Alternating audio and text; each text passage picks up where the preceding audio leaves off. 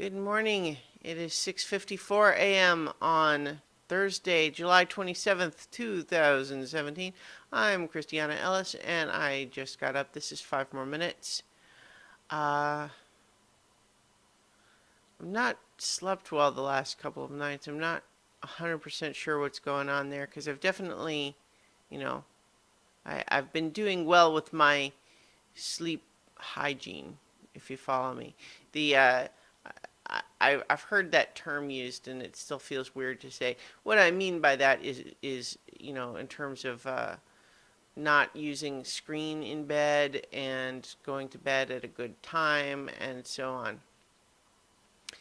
So the last couple of nights, I've just by the time, I've done well getting enough sleep, but I'm just kind of still feeling groggy. Actually, it's funny.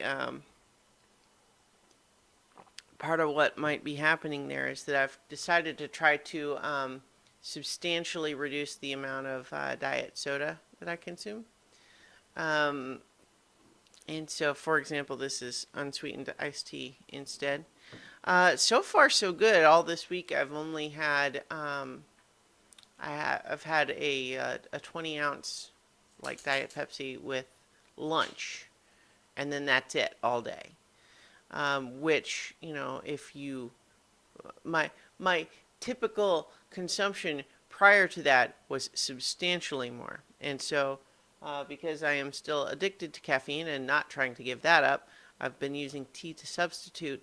But it's possible that I've been getting less total amount of caffeine despite using the tea to substitute. Probably likely, in fact, and so that could be playing into everything too. But so why giving up diet soda? Well, for one, I mean, I don't think anyone would claim that it's good for you. I mean, it's really the best thing anyone could say about diet soda is that it's less bad than regular soda. I mean, that's really in terms of a nutritional element. And even then, you get people who are really hung up on the artificial sweeteners element of it and say, oh, that's even worse for you than regular sugar. And I don't know, it seems like maybe the science on that is still out. But because obviously having no calories provides a significant benefit in one respect. However, it may be that consumption, it messes with your body's, sugar regulation stuff, and it could be that there's, accumulation issues over time. Who knows? I'm not hung up so much on that idea as much as, I don't know, just feels generally like in order to have control over what you're consuming and your own habits, that sort of thing, it feels like if I could switch, that would be a good way to sort of exercise that. Um, and I feel like I like tea. And as I had mentioned previously a little while back, discovering making iced tea is really no big deal. Make a big gallon of it. Takes me not very long to do. And then I have lots. Plus, I'll probably be saving money just by, you know, doing that instead of buying, you know, one after another 2 liter bottles of diet soda. Um, less consumption feels like it's a good positive step all the way around, pretty much. And like I said, I'm not necessarily going to cut it to zero, but may get to a point where when I've been cutting it enough over a long period of time, maybe I'll just stop craving it at all. Who knows?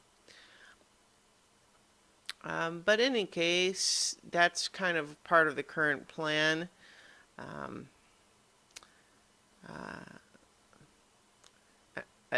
a thing that I keep starting to mention and then hesitating because it might be, I don't want to say too personal because I talk about personal stuff here, but hmm, eh, I'll just say I'm starting to think that I may be developing a little bit of lactose intolerance.